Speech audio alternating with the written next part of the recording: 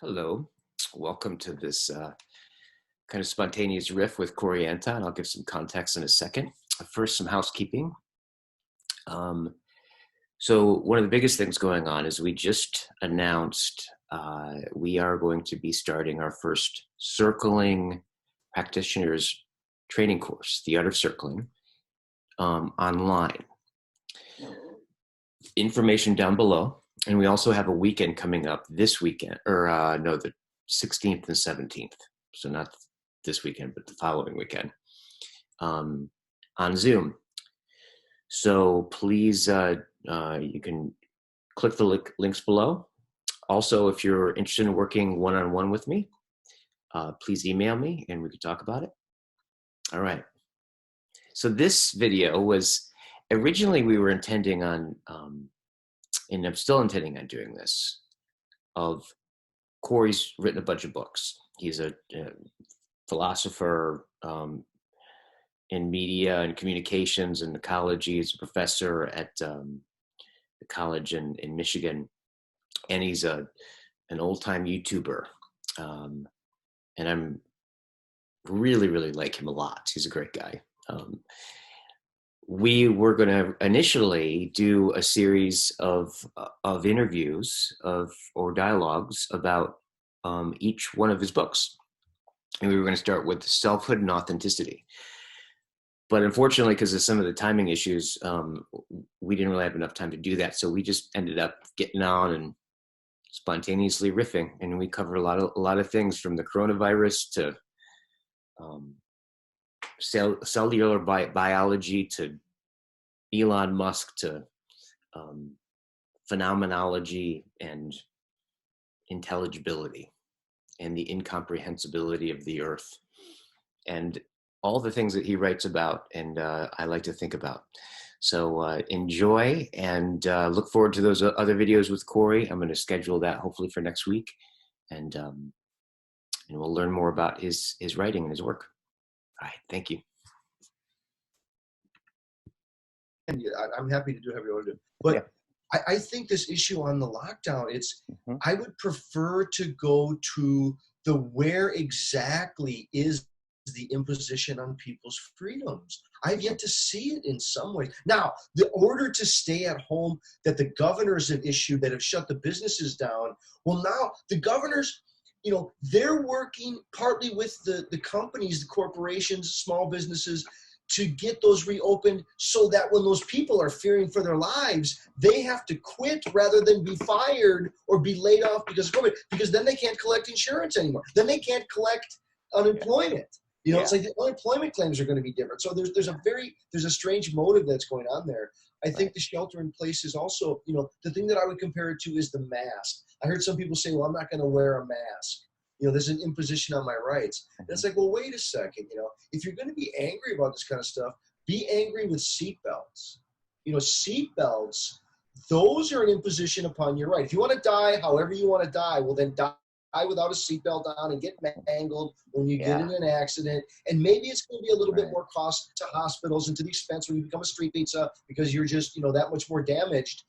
But when you don't wear a mask, now you're risking other people's lives. It's like getting behind a car, not having a seatbelt on, and closing your eyes while you're driving. Yeah. You may have the COVID, not realizing it. And people go, well, I don't have professional masks, so what's the point? If you just have like a half-baked mask that's only like 40% effective or 50% effective, and then other people have on a half-baked mask of 40 or 50% effective, it's not as if we just have a 40 or 50% protection rate. We're actually at about 80 to 90% there. Yeah, totally. Yeah. And because there are so many people who are asymptomatic and carriers, or people who are pre-symptomatic who are carriers, it's just dangerous. And I think, people have not been following this. They're getting all this misinformation from the guy at the helm, who's just completely confusing issues. I don't think it's going to be safe to be in elevators or in close quarters or airplanes until there's something like some kind of medical treatment. Yeah. It's aerosolized. It's maybe not airborne, but it can hover in the air for anywhere between 20 minutes and 3 hours, depending upon the kind of ventilation. So you're going to need to be outside. So if people can social distance and they want to have a big party, and as long as it's outside and it's windy and they're keeping distance, I think they're fine. You're gonna have a big house party where you're all breathing on each other and there's poor ventilation. You are a petri dish, man. You're asking for trouble. Yeah, totally. So so I think what you're starting to speak to is what I've kind of been thinking about the Corona crisis. That it's not the coronavirus that's causing the crisis. The coronavirus is revealing the crisis. Yes. Well, it's the response. It's the narrative. It's the overarching worldview that it's this U.S. exceptionalism. Trump with his finger pointing and his blaming of other people, denying that he gutted out the pandemic response team in 2018, denying that he sent 18, I think it was 18 million tons of PPE to China when they were in a crisis. He thought we didn't have a problem. He wasn't paying attention to the memos. He went golfing 9 times in between first hearing about it and actually doing anything, which really amounted to doing nothing. Right. Oh God! I mean, it's ridiculous. Yeah. He just pats his own back and says, "Oh, he's so great. He takes no responsibility for anything." It's just it's really tragic. I think this is the man talked about shooting up disinfectants. I mean, if he had any legitimate claim to being a critic of climate change and having some grounds for disagreement in climate science, it's gone. This guy, he doesn't know scientific methodology or even a hole in the ground. You can't. You can shoot up disinfectants. Right. That's called embalming. Yeah. What an idiot! I mean, alcohol, yes, alcohol is a pretty effective disinfectant. You know why? Because it's a sterilizer, and in a medical context, it's an antiseptic. It kills everything it touches. Yeah, totally. Yeah, totally. I mean, just bonehead. I mean, Pence shows up at the Mayo Clinic without a mask on. I mean, this guy's at the helm of the pandemic response team. Right. He's the guy who's leading the shots. Right. Yes. We're doomed. Yeah. We're doomed. But a whole cocky rebellion of people going, "Don't you tell me what to do," blah, blah, blah. Well, why don't you protest against seatbelts, give it a rest, and once you get your seatbelt laws corrected, because that's an imposition on your rights, then maybe you realize that here you're putting other people's risk at other lives at risk. Yeah, it's absurd, man. So I think that the fact is we don't have enough information. You look at Stanford. Stanford basically has been saying by their tests, by their estimates, that it could be anywhere between 40 to 50 to 60, maybe up to 80% of the population has already had it. Yeah. You go to Harvard. Harvard's like, no, there's hardly any social penetration. We're gonna have to be in a lockdown until 2021. And then what New York just had its most recent. They did a random sample about 3,000 people. They found about 14% of New York and maybe about 25% in New York City. But then there's all kinds of people going, we don't really understand what the deal is. That some people are suggesting that there are different strands, that there was like a kind of strand that came directly from China that was a fairly mild one, and that's what hit the West Coast. That's what came into Washington and California. Whereas it somehow, when it hit Italy or Spain, it mutated, it changed. There was a different viral load. The people who came were like more infectious. I don't know what the hell it was, but it's a different thing there. Yeah, it's a real different thing. Super shredders or super shedders. Yeah. So we don't even know what that difference is. There's just mystery and misinformation, and no one knows, and it's just a matter. I mean, I do think that it's irritating that all the intelligence agencies have said, look, this is not man-made, this is not a weapon. Trump continues to push the conspiracy. Yeah, totally. I think here's the deal. This many years ago, I had a really just a wonderful invite from Dartmouth. They brought me out to the immunology team. It was under Wiley Chip Soba. He contacted me through YouTube and partly through Heidegger. He was interested in learning more about Heidegger, and we had lots of discussions. And then he wanted me to come out to this immunology team and see if I could help them in thinking about doing either instructional material for them, or try to think more about how to graphically design some of the stuff. I'm, teaching people about the immune system. When I was younger, I thought that I had not an arrogant disrespect for biology, but I think a little bit, I sort of more had physics envy. It was like, wow, the physicists, they really know. And even chemists, I was like, wow, organic chemistry is pretty tricky stuff.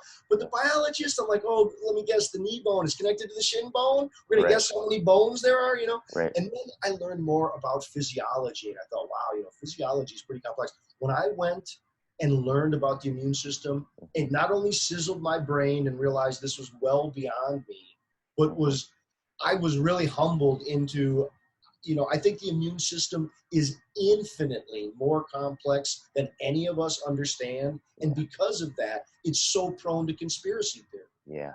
I mean, the immune system, it has to do with your genetic makeup. You have a memory, and that your blood type matters, and the conditions matter. Yeah. Like the difference between cholera and a virus is huge, and whether or not you have an O blood type or A blood type. I mean, there's all these different variables, and it's a sea of complexity. Right. It's not, your body's not a thing. It's not a machine at all. No, it's and depending on where you slice it, which is depends on where you're coming from, but then you add in the evolutionary aspect of it, and then that stuff is just.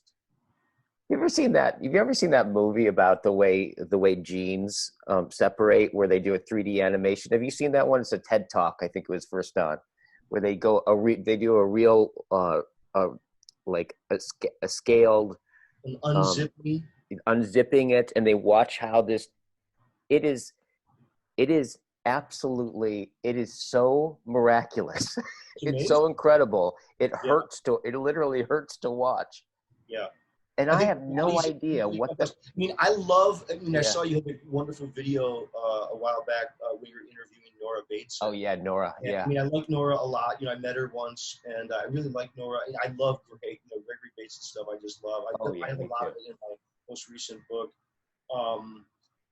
I think, Lynn Margulis and Dorian Sagan, the many books that they have done on microbiology, like What is Life or Symbiotic Planet or Microcosms, these are just amazing books where, I think a lot of people, the public in general, they were shocked. I mean, just shocked to hear the claim that humans were descendants from monkeys. They're not ready to hear that we're descendants from cannibalistic bacteria. Yeah. I mean, the argument, when you do the really big argument, it's like, woo, death was a sexually transmitted disease. So says Lynn Margulis, and it's really fascinating. Yeah, it's interesting. If you want to watch people's ideologues go away, just get true about what's going on biologically. I mean, it's absolutely socially, completely, like, politically incorrect on every, almost every dimension. Yeah. Almost to the point where I know that, Weinstein talks about, like, he hasn't been able to have a true biological conversation in public in years, because it's people's can't hear it because they're ideologues, right? Which I think is, whatever that is part of what you're talking about. Yeah. I mean, I do think, the unsustainability of all of this, it's really hard for any of us to accept it. I think we want to believe. I think part of the fascination with Silicon Valley and with robots and the super technological future, it's to hide as much as we can from the utter unsustainability of all this. Yeah. Totally. Yeah. And this is where it gets to, this is where it does get to, in a strange way, the very thing that allows us to glimpse into, like, organisms and DNA and, the science, like the whole scientific revolution that allowed us to be able to see like this, is in some meta way also the very thing that also seems to be tied to, like, a lot of the ways that we don't actually see the whole of it as well, right? This kind of thing where this, this whole, especially, what do you think of this whole thing about, like, transhumanism? Yeah. you know, I'm very skeptical. One of my most recent publications was well, let me say this. I generally do celebratory scholarship. I like to find Yeah. scholars who I'm into, and I'm studying Nietzsche or Wittgenstein, or I'm all into D.E. Harding or Lynn Margulis. And if I'm learning, I'm growing, I try to synthesize and do this kind of stuff. One of the very, very few critical pieces I've ever written was recently, I did a fairly brutal critique of David Levy's work, the guy who wrote Love and Sex with Robots, this kind of leading chess champion who he was interviewed by Scientific American in 2008, basically saying that by mid-century, sex with robots and marriage with robots was going to be mainstream, and you know that they're going to be superior as mates and lovers and all this kind of stuff. And I thought, this is the biggest horse shit I think I've ever seen. You know, so I'm very, very skeptical. I would consider myself a deep skeptic of the promise of AI. You know, I think Kurzweil is an interesting cat. You know, is there a singularity? Sure. I think we're going to become cyborgs. We're going to inject nanobots. We're going to swallow the Google pill. We're going to put in implants. But we're not going to ever invent something like data. You're not going to have Blade Runner. You're not going to have the Ex Machina where there's some cyborg organism robot that, you know, is kind of doesn't know that it's a robot. Did you ever see Ex Machina? No, I don't think so. No. Yeah, I've been watching all of the old, because we're in lockdown and we're trying to, you know, amplify the surrealness of it all, or at least maybe create equilibrium for it. We've been watching all of the old Twilight Zones. They're so great. Not only they're fun because it's like you get to guess who's that guest. You know, like it's just chock full of, you know, Carol Burnett and you know Kelly Savalas and Ed Asner. All these people, like these old are, you know, Ron Howard. You know, it's just crazy. Yeah. But they're so surreal, and there's a good number of them that are on artificial intelligences and robots, and you know, I'm very, very skeptical. Like Sophia, you follow Sophia? So Hanson Robotics has Sophia the robot, right? It's basically a publicity stunt that came out of Saudi Arabia, because Saudi Arabia is trying to distance itself from oil and to, you know, demonstrate that it's a leader in technology. This thing, Sophia, you know, it gives press conference releases, it meets with dignitaries, it talks, gives lectures and stuff. But it's a stunt. It's a ventriloquist doll. It has 3 different operating softwares, one of which is basically a lifetime script editor that amounts to making it a ventriloquist doll. It does have a chat bot, sort of like Alexa or this kind of stuff. And then it has OpenCog, which is supposedly this self-teaching, you know, open source, you know, AGI. It's an artificial general intelligence. It's all bullshit. It's a total fucking publicity stunt. I saw interviews where they were like, you know, so Sophia's a citizen of Saudi Arabia. What does its citizen mean? What does that citizenship mean? And they go, what do you mean? And he goes, well, what exactly does that amount to? Like, how is it a citizen? How does that citizenship work? How does it play? And they go, well, she's a citizen. And they go, well, when she flies somewhere to give a talk, where does she sit in the plane? I mean, does she pay for her fare? Does she, you know, sit in first class? I was just wondering. They go, oh no, we throw in the cargo bay. Yeah. And you go, okay.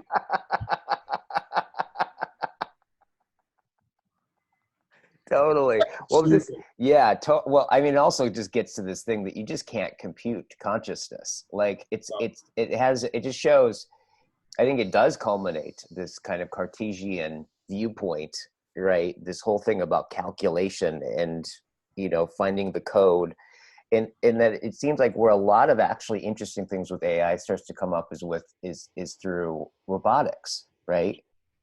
It's in the interaction with the world, right? Which is a lot of actually what your book with the authenticity really gets at, right? Which I really appreciated. What's that? You ever see the movie Her? No. Oh yeah. Yes. You know, I mean that I think is a little bit more interesting and in the right direction. You know, like this is I think the sort of Heideggerian moment, the sort of especially for like Hubert Dreyfus or Raymond Tallis. I think Raymond Tallis has done some of the best critiques.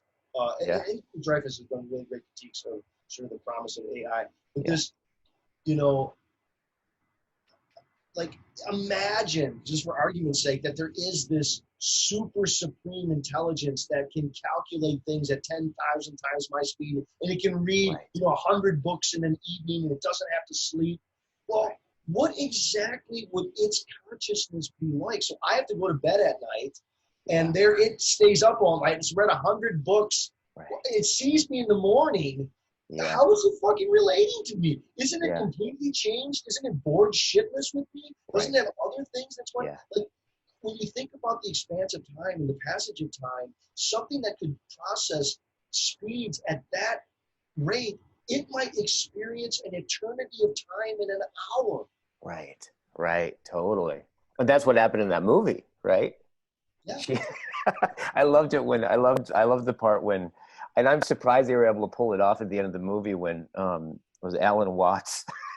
She goes, yeah, I met Alan Watts. I was like, they were able to somehow pull that off without it being totally cheesy. No, it's funny. See Ex Machina. That's a really interesting. We can have an interesting discussion. I don't want to give you a spoiler, but yeah, we can have an interesting discussion about that. That's a fascinating one to get. Well, because I think it deals with this issue of the Turing test. I think part of the reason. Okay, here's what I'd say. And a lot of this is in the paper. I can send it if you want this. Yeah, please. Stuff. But it's, I think what happened was Skinner had his heyday in behaviorism in the 50s and 40s and 50s. And then by the time, I guess, modern psychology came along, they went, fuck you, Skinner. But then the AI movement happened and Skinner became the poster child again. Because they basically went, if the robot can behave caring, that is caring. There is no such thing as care other than the behavior of care. Yeah. And I think that was like a huge, I guess, trend within AI. Yeah. Well, here's the thing. It's like, here's the thing that's interesting is, I think one of the things that you bring out a lot, what I got through actually reading your book, which is for people who are watching, we're gonna do this, but the timing issues. We're gonna go over your book, which I'm really excited about doing. But one of the things that I really got out of that was this thing that you talked about in your chapter about sociality, like the social negation of the way that the world, like the way that you can appropriate the world or would want to, and how built-in past relations, right, start to bring confines into what you can't do, what you can't appropriate, and where you can, right? Yeah. In that this sense of like, and I've noticed that, like, if you really want to know, because we used to do this to help people kind of break out of like social shame or reveal social shame, is just imagine what it'd be like to go into a Starbucks and just lay on the floor. Sure. Right? You start to like, you reveal the knot, right? But what's interesting is that because it isn't, we relate to it by actually, it's infused in standing in line at Starbucks and doing the various things that are appropriate, right? Right. And so like this sense about the knot, like how you could get like something to appropriate or even grasp, right? Like in terms of consciousness about be able to relate to what something isn't, is something that just I've heard being around a lot of people in the Bay Area, right, who are working on AI. I've heard them talk about like, that's one of the biggest dilemmas is that you can't, no one's been able to figure out how you get a computation to relate to what it's not, like that whole thing seems to be very key to your book. In Bateson's terms, it's very related to the logical typing problem that there are different logical types and different orders of abstraction, and those have to be handled in like play frames. And so, one of the ways that we learn what is in the set and what's not in the set is through play. And, so I mean, just in the terms that, in the book, I would say that, there's the body has various capacities for releasement and appropriation. And this is sort of like somewhat is Heideggerian but Husserlian, that there are filled intentions and there are empty intentions. So if I say to you, let's talk about Amsterdam. And if neither of us have ever been to Amsterdam, we're like, okay, well, we maybe have a sense of it. Maybe we've seen pictures of it. We heard the word, but the intention is largely empty. Whereas if you've actually been to Amsterdam, you have more filled intentions because you physically have released and appropriated certain aspects of that city with your own sensory capacities, you know? So, you know, like you've been to Amsterdam, I've been to Amsterdam, you know, a couple of times. And, you know, like Antonio Bristraat's an amazing place to be. It's a great road. Or if you go to like Dampring, you know, it's kind of a really cool coffee shop with a tree in the middle of it, and all this kind of stuff kind of built around it. And to see it yourself is to have released and appropriated it in a sort of primary way. And that's you know, one of the main things I'm talking about. But then as you suggest, that one of the things of our reality is that our lives are never just ours, that we're partly social through and through. And so the releasement and appropriation is socially orchestrated and regulated. There's a kind of orchestration and regulation about what one does and what one doesn't do. And a lot of this is in Heidegger's Das Man. You know, it's about the they self and this construction of orderliness in the world. And yeah, I mean, I think the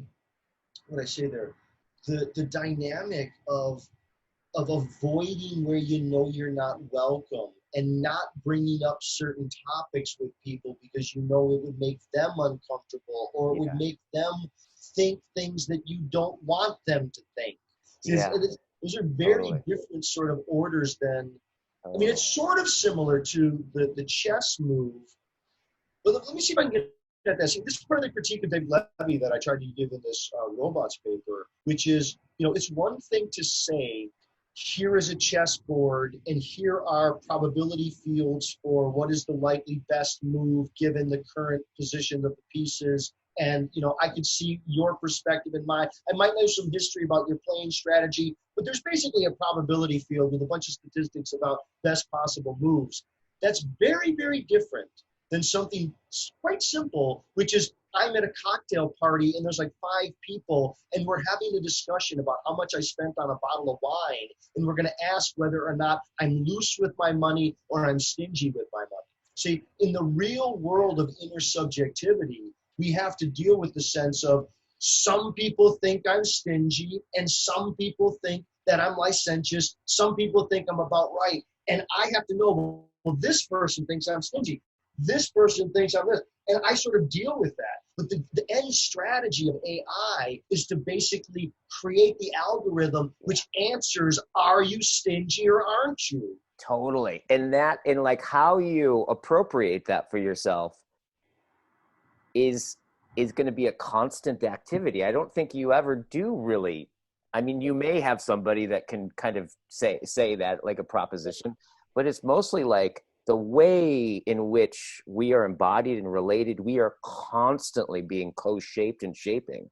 Right? Yes. And so, you know, the thing, if I had to like say a buzz line or whatever from the book, it's that others are a condition of our existence, not a feature of our experience. Again, others are a condition of our existence.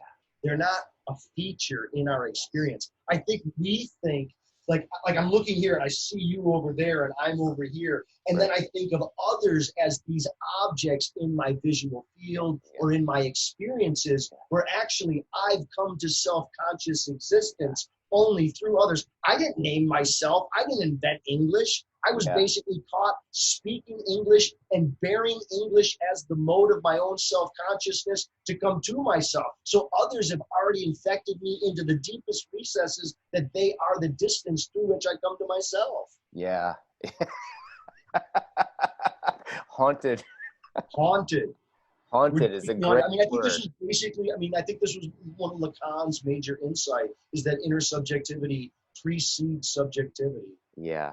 I mean, there's an organism, I mean, it's what Dewey would have called egocentric. I mean, certainly we are organisms that have an egocentricity, but the kind of transcendent, I mean, there's a transcendence that's built into life itself with respiration and metabolism, this kind of exchange with the environment. But the senses of the body of a multicellular organism, those offer a radical transcendence. And then by the time you get to language and discourse and communication technologies, historically grounded technologies like the alphabet or calendars or clocks, now you're having this radical experience of you're not in space and time like an organism that's just located with its senses in the immediate here and now. You're a socio-historical being who knows something like it's 2020 and that it's May and that there is this thing called Mother's Day coming up, and we're, you know, we live in a socio-historical world. We're not just organisms in an environment. So there's a way that we are. The whole thing about, is that how you say it? Sonorous. That's really a Ponti's term. Yeah. That sense. I really like the way that sense kind of goes through all the different ways that you can appropriate of where I think you were talking about. Like this great language. So one of the things I like about this level of dialogue, right, is that it's not just being informed. Like, in order to understand what you're saying in your book, you actually have to see the thing and use that which you're like. There's this way where it's fractal. It's like you in the beginning of every chapter, you almost have these almost like koan questions, right? About like about language and about hearing and about seeing that are kind of enigmatic. And then you go on and you don't answer them. You kind of do answer them, but how you go about it is that you go and you address what those questions presuppose, right? And you show the metaphysics of those propositions. And then by the time that you go, like, you walk around through what is it that we've considered hearing up to this point? What is the smuggled in, right, assumptions about materialism or, you know, about social constructionism? And then you start to work all that out. And then by the end of it, it's like, you didn't necessarily answer the question, but you have a completely new question that you could ask. And you're on a new kind of place to stand on, right? Where you're realizing that question, like a lot of those questions presupposed so many things that were invisible to us, right? And something about making those visible and demonstrating them and showing how the mistake actually does point to the limitation of that the question presupposes, right, points to a truth about the phenomena that you can address. There's something about making that walk back and then kind of seeing it newly, like things kind of flailing open. That is, I feel like like that kind of thinking and reading this stuff has really kind of changes the way that you see, changes the way that you think, right? I mean, I would just go back to what you said at the very beginning. I mean, I really agree with it. That's right on. I mean, I think phenomenology as a method is basically learning how to get beginner eyes. It's learning how to see things as if you were a non-native. It's somehow going away and coming back and taking the trip that allows things that are already familiar to seem unfamiliar enough to sort of to see them. And I mean, I think in some way, if anyone wanted to understand my book, they would be much better off to set the book down, to really look at themselves, to see what shows itself, to ask themselves what it means to think, what it means to have a body, what it means to be in conversation with others, and then really try to focus on their experience, their existence, against the larger frame for their experiences occurring within their existence, and then knowing that I'm trying to describe that. Look at the book as an attempted description of what they're directly experiencing. Take what you're directly experiencing and see how, if you can't see that I'm actually trying to help you get a language for describing patterns and regularities within that domain. Well, I think is what I'm saying is, like, in reading your book, I end up back there looking out of it in order to understand what you just said.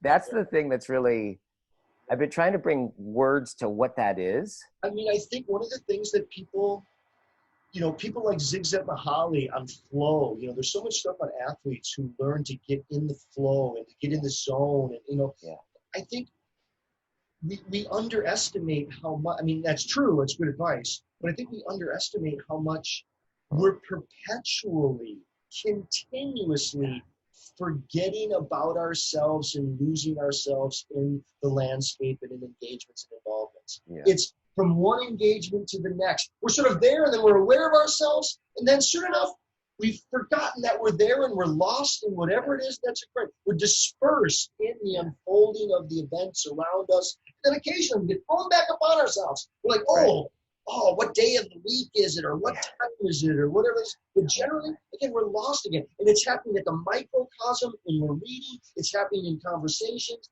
It's just, but we're normally recessed. We're normally the absence, which is the room making for everything else. It's only a reflection that we think we're there in addition to the world. Yeah. Yeah. We're the way the world worlds. The world's worlding through us, and only in those momentary senses where we suddenly say, oh, I'm here. But wait a second. You've always been there, but you'd forgotten about yourself. Yeah, absolutely. In fact, hold on here. I got to get this. Okay, you got it. No, I'm on the phone. No sweat. Well, it's, one of the things too, I mean, we'll go into this deeper in our next conversation too, but like the thing that, in fact, I highlighted all the places that you talk about this, where you talk about the Earth's internal negating its non-existence, right? And it's on one level that's so fucking bizarre to think about, right? But on another level, it's like if there's anything that I felt like kind of deepened through the whole thing, it was this sense of this that we are the Earth, right, doing something, and that if you, and in a lot of ways, a lot like a lot of your book too is a conversation with materialism and social constructionism and postmodernism, and you actually address some things that have bugged me a lot about some of that stuff, but it seems like how you do it is you start to restore a sense of ground, right, to that. And I think how you do that is through this conversation about the Earth. How is it that you talk I think that's great. I think, for my own lights, I mean, basically what happened, it's an oversimplification, but basically what happened was Husserl had created an amazing body of phenomenological work. And then Heidegger and Sartre and Merleau-Ponty pulled that out in a certain way. Well, Alfred Schutz was a student of Husserl. Schutz, in disagreement with Sartre and kind of in alignment with the Husserl, believed in a transcendental ego. Sartre did not. And I'm in agreement with Sartre here. Uh-huh. And I think you can do, basically use Husserl against himself to show that longitudinal intentionalities are able to do everything that he was trying to do with the ego. But Alfred Schutz basically picked up that part of Husserl that was grounded in the transcendental ego. He then, with Thomas Luckman, wrote a good number of books on social construction of reality. Thomas Luckman then got together with Peter Berger, and they wrote the book called Social Construction of Reality. Right. So in some way, the social constructionist, the tradition, particularly as it came out of Berger Luckman, it missed the existential turn, and it tried to make reality constructed out of language rather than out of this phenomenological grounding of a body and a sociality, which are partly constitutive of language. So I think for me, this is one of the key things in the book that isn't really said in the book, but it's implied in the book. In the sort of, I was really trained, and this was my doctoral dissertation, basically, but I was trained in, phenomenology and hermeneutics, and it's about the interweaving of things. And so, it begins with the boosters and the knockers of Taylor's work, where Taylor was trying to say, look, there's this culture of authenticity, of the license to live your own life, and some people are for it, some people are against it, and it has to do partly with different interpretations, to which I wanted to say, we're all probably in some way latecomers to the party. This thing happened at least a couple hundred years ago, but now if we're going to say there is a call to authenticity, well, what exactly is this self that is to be fulfilled? And so for me, as I was trying to say in the book, that there is at least I'm embodied, I'm social, I'm sonorous or linguistic or communicative, and then temporal. and that you can really only understand any one of those by seeing how it's co-constituted by the other three. So that if you want to get at embodiment, you're going to have to show that you come from other people and that you're grounded that your sociality runs so much deeper than culture. I mean, you're biologically from others of your kin. I mean, there's a profound, deep sense of sociality. The same thing with all of our concepts, our ability to distinguish ourselves from others, all kinds of stuff. It comes from language, and it's partly a temporal phenomenon. And then take each one of those. When you try to really get at sociality, you can't get at it without getting at embodiment and sonorousness and temporality. What is temporality? Well, temporality is at least for multicellular organisms such as ourselves, it's some configuration of embodiment, sociality, and sonorousness. It felt like you got really in the guts of that. Like that, I thought really well in that sense of, I think you used the term, what is the intention, the intendum, and the intendableness, right?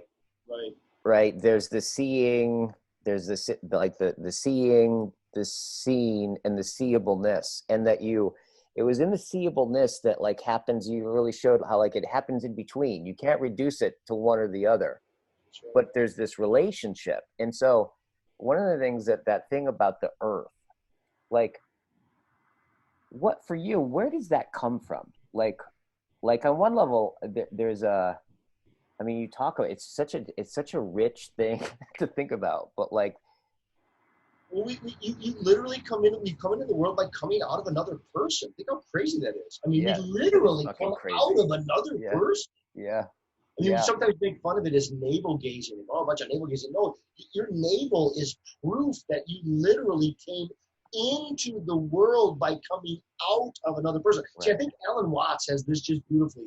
He says, just as a tree flowers, so the earth peoples. And then people, world. So again, there's this earth. The earth is peopling, and then people are worlding. Bodies grow out of other bodies that have emerged out of various levels of microbiotic symbiosis. And then all of that, it has to do with social historical constitution, in the human realm. Like what we're experiencing right now isn't what it means to be human. No, we're experiencing what minds can be made like, given all kinds of social historical conditions and communication technologies. Right. Those are inseparable from who we are. Right? And that's just this idea about, like, I remember as I was reading it, and I was going for walks. I go like 3 or 4 walks a day, while I'm on lockdown and not make myself crazy. But I was walking along after reading it, and I just was looking around, and I just had this sense of just almost like, rather than a bunch of things that I'm looking at, just it all kind of being one fabric, right? And then the people walking next to me were like little like small openings, like talking to each other, that then were given and reflected to the houses that built up, and all of and it just like imagining like the darkening, like the darkness of earth somehow negating itself, and then watching it. It has this, to really grok it was, you could kind of get this sense about. Yeah, I mean, I think to get the sense of earth negating its non-existence. I mean, this was a piece that I did in 2006, kind of critiquing Heidegger's notion of death as an adequate account for individuation out of Dasein, being lost in the day self. And I tried to do a lot of stuff on dreamless sleep, because I think dreamless sleep is the exemplar. If you want to get at what I mean by the non-existence of earth, it's dreamless sleep. That's what dreamless sleep is. That's earth non-existent. When you wake up, that's earth negating its non-existence. It's what we call awake.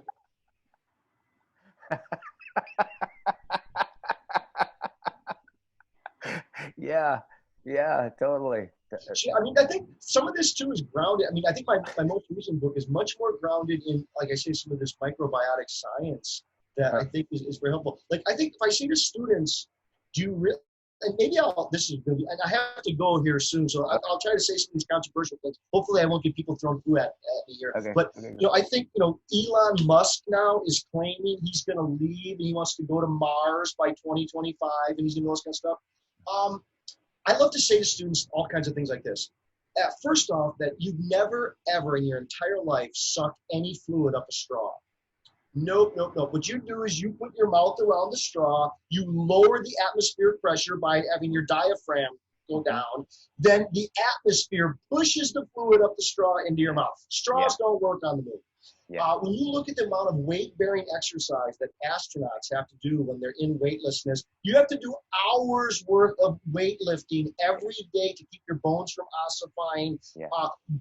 There's brain distortions when you don't have that same sort of magnetic field, when you don't have the same atmospheric pressure. There are all kinds of, you're never going to have a baby come to full-term pregnancy and wait. You're not going to have a full-term pregnancy.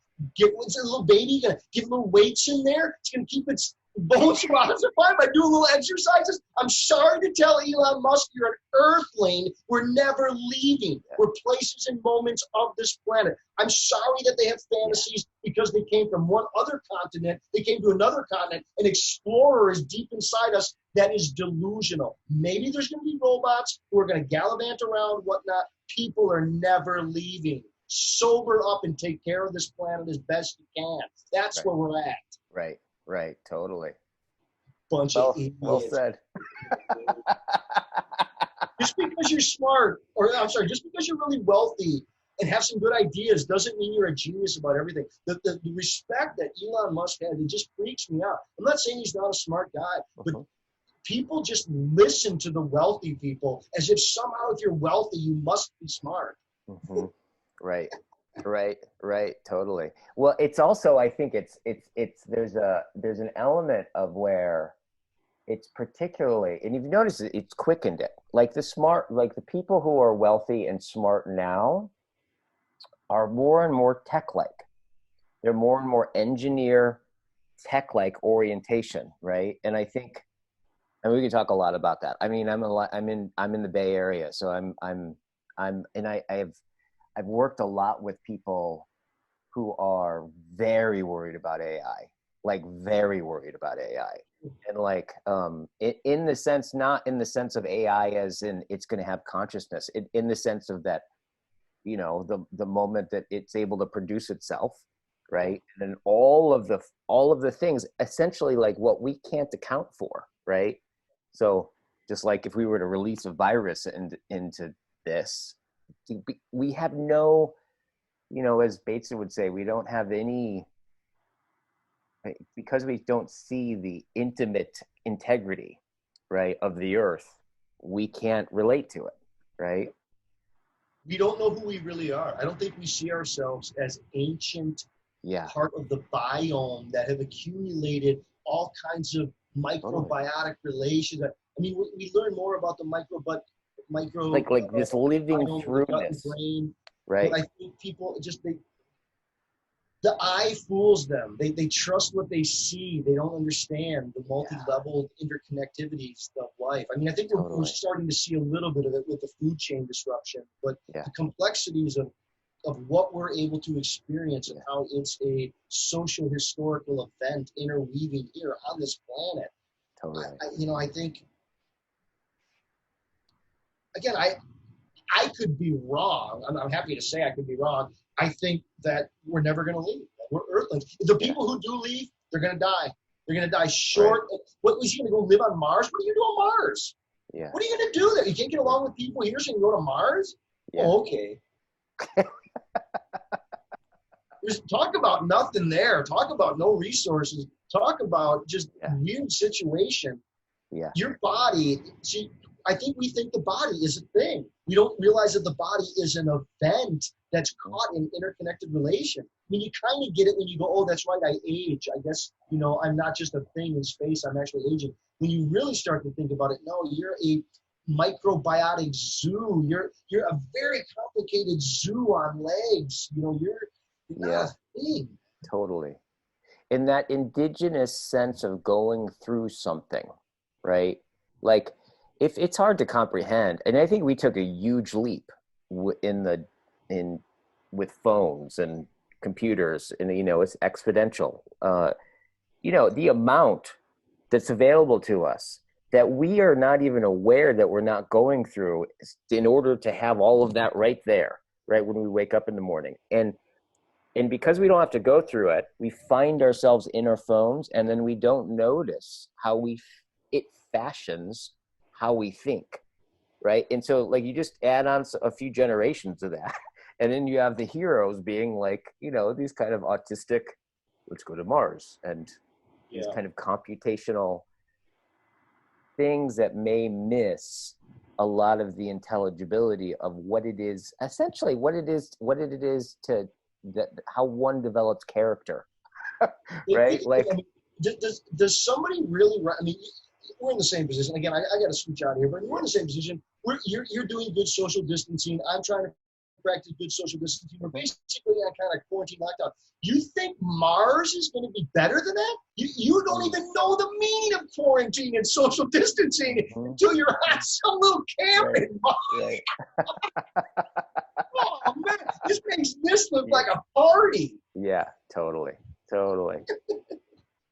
Good hanging out with you. I'll schedule with you over email. It was really awesome. Really good getting to know you. Good hanging out with you. Let me know if you want to hang out again. We can talk. Yeah, let's do it. We'll go formally into the book. I'll actually even write up some questions. Sounds good. I really enjoyed it. All right, take care. Bye-bye. Okay, bye-bye.